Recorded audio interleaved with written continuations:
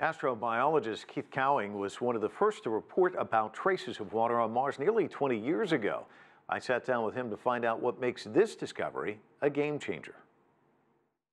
There have been a bunch of water on Mars stories, and I broke the first one back in 2000 where they found evidence of water on the surface. Now, that's kind of easy to do, but as they've been sending additional probes to Mars and looking at it more carefully, they've used things like radar, and they've been able to look into Mars, and that's what they've discovered now is something inside of Mars where there's actually liquid water in large quantities.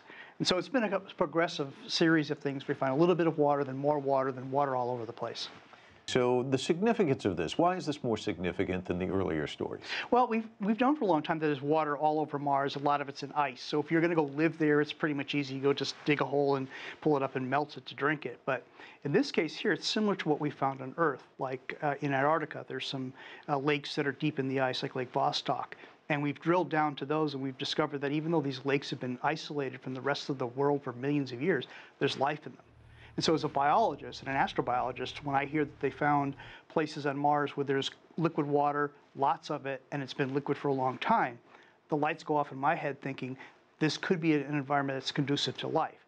Now, that doesn't mean that they found life. It's just that it's highly conducive to a place we might expect to find life as we know it here on Earth.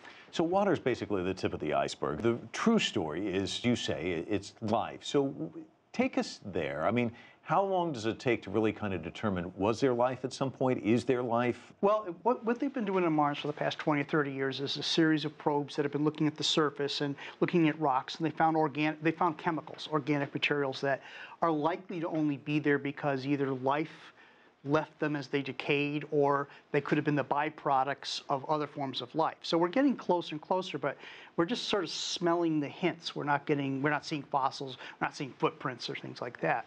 But in this case now, we're finding an environment that seems to be liquid and stable for many, many millions of years, long enough that if life had originated on a wetter Mars way back in the day, it could have just sort of found its way down in there, and as the rest of the planet became dry, this environment might have stayed stable. So it's going to take a while to actually get a look and, taste the water and see what's actually there. Well, let's go there. There's been a lot of talk about missions to Mars. How close are we to that?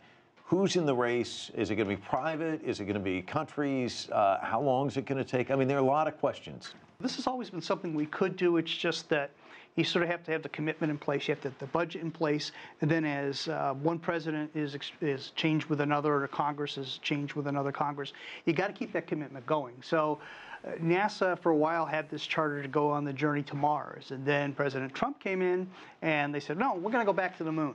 So the pivot's sort of back to the moon now, but it's not completely away from Mars.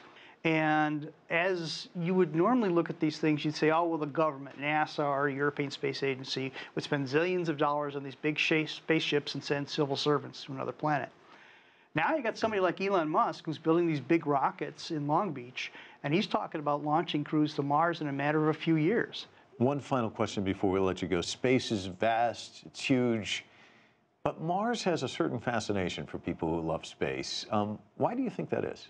Well, in some ways it's exotic. It's a lot like Earth in that you can go there and live off the land. To go to Mars, pretty much everything you need to stay there and live there and build a new civilization, if you really take it to the full extreme, is there.